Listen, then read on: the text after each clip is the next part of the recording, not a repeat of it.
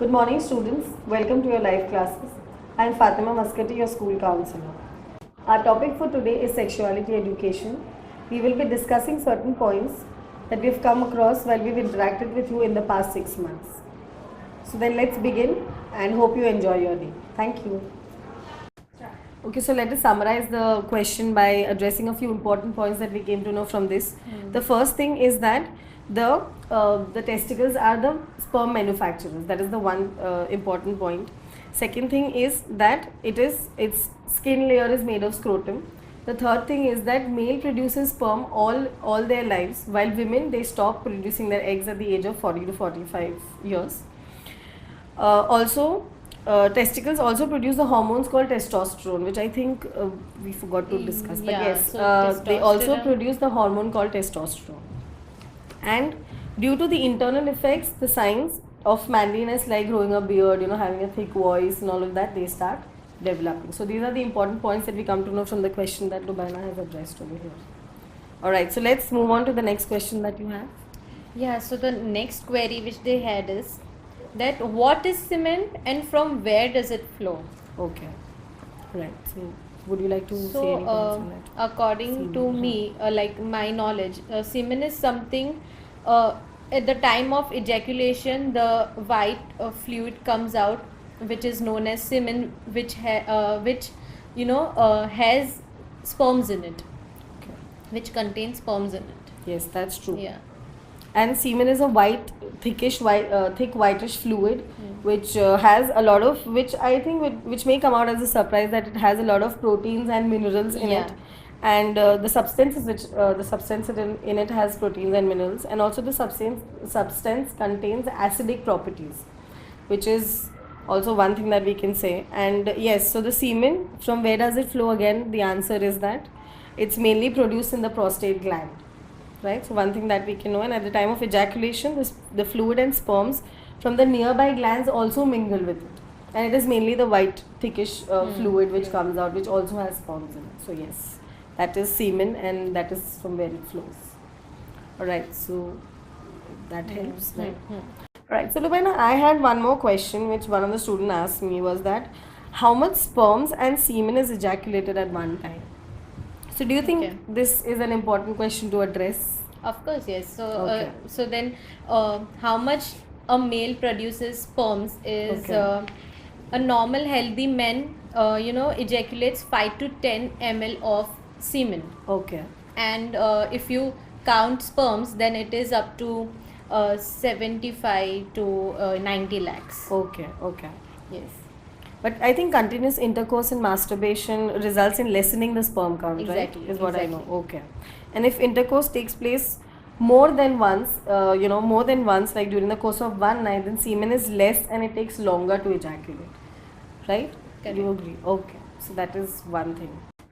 Alright, so Lubaina, since also the topic of masturbation came up in our answer, so I think there would be a lot of questions about students asking us what is masturbation, and there are a lot of misconceptions also about masturbation. So let us first understand What the is meaning of masturbation. The meaning yes. of masturbation. So I think it simply means satisfying sexual desire. So basically it happens by two methods, with one's hand or with artificial objects. Yeah, right. Okay. This act can be done individually also, and as well as between two people. Right. Yeah. So And I think studies have shown that to satisfy person's sexual desire, this is a worldwide common sexual attitude. During a lifetime, many people have satisfied with masturbation on many occasions. So it is not something, I think through this there will be a lot of questions that isn't this harmful, isn't this a bad habit, or isn't this something which is not accepted in the society? And when you talk about masturbation, everybody's like, oh my god, why is he talking about masturbation? Exactly. So one student came up with this question that he has heard that it is a harmful habit to do. That's true. So, but it is not harmful mentally or physically, but it is just to satisfy sexual pleasure. Right. And And I think facts available from the laboratories and some psychoanalysis also confirm that it is not a cause of any sort of mental or physical harm. I mean, this is an extremely simple and easy method to satisfy sexual pleasure. This habit is common to men and women both. So it is not just because normally we Just hear men. that men are masturbating, but it is not Only just men. for men. It is also women. So both men and women, they masturbate. The only difference is that men ejaculates the semen, but the women can only enjoy the release of sexual tension. Now, when we talk about ejaculating, I think it is when the male is actually satisfied and the white thick fluid which comes out, which is ejaculated from the penis, is what we call semen, and the ejaculation process. So that is how it goes, and once that is done, then which means that okay, the release of sexual tension is, that is how Done, yeah. masturbation is done. All right. So, do you think this is? I don't know if this is a myth or a fact that when a person masturbates, they turn either mad or impotent, or do you think that is? Do you think that is the right? I don't know. I've just heard that people say that ma'am ऐसा होता है तो क्या वो impotency हो जाती है या बहुत बार करता है तो पागल तो नहीं हो जाता है? Do you think that is true? I mean, do you think that is it a myth or a fact? What do you think? It is absolutely wrong. Okay. So maybe I can explain it as when you masturbate, your brain releases dopamine and endorphins. Dopamine is neurotransmitter that enables you to feel pleasurable emotions, and endorphins are chemicals released during stress and physical activity that allows you to recover and feel at ease. Okay. So what you're saying is, in a simpler way, if I can understand, is that when you masturbate, your brain releases certain chemicals which helps you get excited. Is what you're saying? That is connected to your pleasurable Okay. feelings. Okay. So the dopamine and the endorphins which are released from the brain, which are the chemicals, they help Exactly. you get excited and they affect the brain. Okay. Right. Yeah. But do you think these overtime of frequent release of dopamine becomes addictive at one point, right? Correct. So then- addiction is to anything. Addiction is not good. Anything, not only this masturbation, but any related to anything, it is not good. So when something is happening again and again, then it becomes an addiction. So that, I think, that gives an idea that we are becoming dependent on that. Exactly. So when you become dependent on them, then it becomes an addiction. And so taken the example of masturbation, if you are dependent on that and if you're addicted to that, the sexual pleasure that gives, then you may not be able to find it anywhere else. So that may lead to addiction, and that may lead to expectations from yourself as well, that okay, this is the level of sexual desire that I would expect from somebody. So maybe not getting too much into it, that may be harmful for an individual. But you cannot justify the statement when you say that okay, masturbation is harmful or it turns you impotent or not. Or But yes, mad. Yeah. happening again and again may lead to harmful effects, which Hmm. there are several harmful effects of that, I think. Yes. Alright, so I think that answers one of my questions, and I think you also had this question earlier Yeah. that you had asked me that do you say that masturbation is It's an an addiction, right? Hmm. Alright, so I think just adding on to that point, that I think neurologically, if you say that when you masturbate several times a day, right, in a day, your brain can become addicted to the release of that powerful pleasure inducing chemicals. So that the chemicals that we spoke about, the dopamine and the endorphins, your brain will become addicted to it. And moreover, it can become more difficult for your brain to release these chemicals again and again. So when you do it, it becomes difficult for your brain and stresses it out. So that the increased stimulation, it may lead to harmful effects again. So consequently, you may need to masturbate more frequently, or more dramatic stimuli. You will need more dramatic stimuli. Like, okay, for example, I have a pizza right in front of me, but every day that pizza won't satisfy me. So I'll need a higher level of stimuli which will make me hungry. So the pizza for 2 days or 3 days or a week, I'm done with it. But I'll need a different sort of a pizza in order to make me feel even hungrier than I am right now. So that sort of addiction and that sort of expectation may lead to harmful effects, and it may end up making you hate that thing again. So That is when addiction. You know, I have heard that many people are addicted to porn. Yes, that is one. So when it Yeah. comes to masturbation, I think pornography is generally Exactly. discussed a lot in that. Because they become so addicted to masturbation that they, because of pornography, that allows people to seek out increasingly graphic stimuli. Right. So, pornography, it is not imaginary, it is right in front of you, and it is a stimuli that, helps you masturbate. Yeah. So, And again, pornography, it leads to a lot of expectations from your personal life as well. Like I have seen people watching porn and then expecting the same thing to happen in their daily life, which may not, and that will again the stimuli that we spoke about, the hunger that I want. So I will need more and more increase in the pleasure in order to understand, whether I'm satisfied or not right now. That I think that is one of the daily life means with your sex partner. yeah, your sex partner. All right, so of course the artificial way. Yeah, of so I was masturbating. talking about this artificial object called dildo. Right. So what is dildo, and how it helps you, to seek sexual pleasure out of it? Right. Of course, dildo is a sex toy which Yeah. is used to masturbate for women. It is basically, Hmm. and it is in the shape of a penis. Yeah. So it is explicitly in appearance. It can be made of different materials, like it's Correct. either made of rubber or wood or something. Or and gel kind of a gel, thing. yeah. So it is made in different ways. Hey, And- but you know what? In India, I've heard that it is not openly sold. Yeah. It is only sold in metropolitan cities, and it is like hidden thing. But Yeah. in countries like Australia, Hong Kong, Yeah, etc., and, they sold openly. Yeah. So again, Correct. this comes. So with this question, we can come back to that question where you're saying that it was criticized. Yeah. So again, correct. since it is criticized over here, and I think that is why people have just hidden it, and Exactly. but it is still there. I mean, it is still there, and it is again a need. So people will do that. So Yeah. that is one way of satisfying yourself. So of course, a sexual way of masturbating, or sex partners, maybe even it's not just that you do it, but of course sex partners also use it with each other. So Right. that is one thing. All right, so let us now lead to one of the important. I think this is mainly discussed by, I don't know, maybe guys mostly discuss this question, which I wanted to ask you was, what are wet dreams?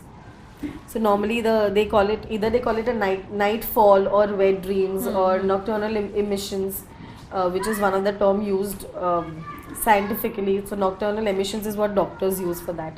So nocturnal means the night time, and emissions is the removal of the semen. Of course, it's ejaculation. Yeah. So again. when you ejaculate when That you're is- asleep. So So wet dreams, like Wet what are dreams. basically wet dreams, and how can you explain? a wet dream is when you ejaculate when you are asleep, Right. and ejaculate means to release semen, like we Right. talked Yeah, about we it talked about earlier also. And wet dream happens when you are having a dream about sex, Okay. and when you have that urge to have sex, and you may not even remember the dream. You don't have to masturbate to have wet dreams. You can ejaculate without touching your private Right. So it part. is just happening in the dream in Yeah. your mind, and then you. So the physically it is happening to you, but you're not doing anything. Yes. You're just asleep, but it is happening all in your dreams, Exactly. in your wet, right? When you wake up in the morning. All right.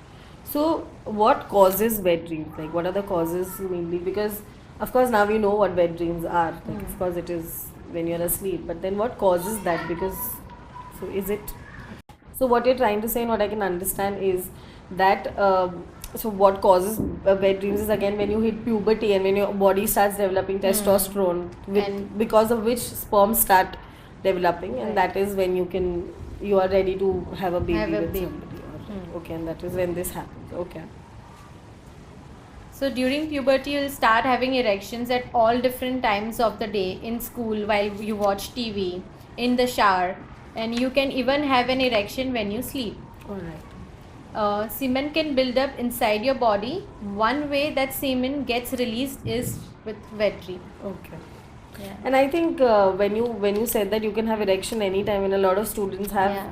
this problem where, you know, when the teacher asks them to, okay, stand up and answer a question, and they all of a sudden have this embarrassment and they don't want to get up and answer the question, which was as taken as one of the case studies earlier, that yes, a student had this anxiety in them and then they had an erection and they couldn't like speak, but still they didn't know how to tell the teacher, so the student had to go read it fast and then come back and sit. So that was one thing which was a question, and again that was so okay. And alright, so that is one way. So that, you know, this wet dream, if you have once or twice in a month, it is all natural. But repeatedly, if you keep on having like twice or thrice in a week, then it is like when it is a time when you consult your doctor. It is natural to have once or twice in a month, but it should not be a repeated thing. regarding, so again, wet dreams. So I think I started the question by saying that boys generally have wet dreams, but do you think girls also have wet dreams? I mean, so you know, although girls cannot ejaculate, but they can have an orgasm right. during a dream. Right. Would you like to explain them what is an orgasm? Well, of course, it's again a sexual release. I mean, the tension that is released, like how a man ejaculates semen and sperms. That is when you know that okay, the man is satisfied now. Similarly, when you say that the woman is satisfied, that is when the orgasm happens, and that is when you know that the girl is satisfied. So that is again a release of tension. Girls don't have such dreams as often as boys, though. Right. But they do have wet dreams. Correct. Right. Okay. Right. So again, if you do have wet dreams, then what do you do about it? Like, then what do you do with that? When you wake up, just clean yourself, wash your penis and testicles with water, and you know, sometimes you can use soap also. But frequent use of soap, leads to infections. But including the area underneath your foreskin, if you are not, circumcised. Right. Okay. Right. But so I think we need not feel guilty or uncomfortable about having wet dreams. I think it is not something that is okay. मैं सुबह उठा हूँ तो oh my god, this it's wet now. What do I do? So it is okay. I mean, it is naturally healthy to have it is okay to have a wet dream. I mean, it is something which is telling you that okay, you have hit puberty and you have this you have hit puberty and the testosterone is actually developing sperms and all. So you get to know the physical changes happening in your body, and which is very natural. So it is not something that okay, something is wrong with me, why am I having wet dreams again and again? So it is not that. But still, if you are uncomfortable about it and you want to talk to someone, then you can consult your doctor, you can talk to your parents, teachers, or even us, the counselors. I think parents, if you're comfortable, then parents would be the right person to guide you, since they have seen you grow up and they know the changes that they have seen in you, and so I think if you're comfortable, then your parents would be the best person to ask this whenever you want. I mean, whenever you feel like that also creates a bond between them. Any adult that you trust. Yeah, any adult that you trust also. Alright. So that will, I think, sum up our questions for now, and I think there will be more questions. I don't think these are the only questions that we have we have been asked. But yes, there will be a lot of more concerns and there will be a lot of more questions that you have. I think right now also, while listening to this video, also you may be having a lot of other questions that okay, this has happened with me, but I couldn't deal with it at that time and it is still happening sometimes. So what do I do about it? And but I think you have a lot of people to go to and speak to about this. So first of all, in this school itself, we counselors, Lubaina ma'am and I, both of us are available to answer your questions and your queries through any mode of communication. I think one, you can either come and speak to us directly. Or if you are uncomfortable with it, you can mail us. Yes, you can email us, you can call us on the school number, or we have our own counseling telephone number as well, so you can call us on that, or you can write down and give it to us, or in any way we are here to help you and provide you with any information that you require for sexuality education. And so please don't think that okay, how do I talk about this, because it is like a natural thing. It's like a natural thing, and when you have a pain in your head, when you have a headache, you go and you explain it to a doctor in a way which the doctor understands and will able to help you accordingly, and then you want to get rid of the headache. That is why you make effort. So this is again something physical and something natural. So you can go and speak to the right person about this and they will guide you definitely. And I think we are sure that there is nobody who will say that, nahi, don't talk to us about this, we are embarrassed right now. No, there are right people who can help you out with that, and I think in school as counselors we are here for you to answer your questions, and we can give you references as well if you require. Exactly. If you feel that I'm not comfortable talking about it in school, then we can give you references regarding the other people who can guide you about that. So I think that is all for now. Alright, thank you very much. Thank you, Lubaina, for sharing your knowledge and also helping me understand a lot of things. And Yeah, right, thanks. thank you.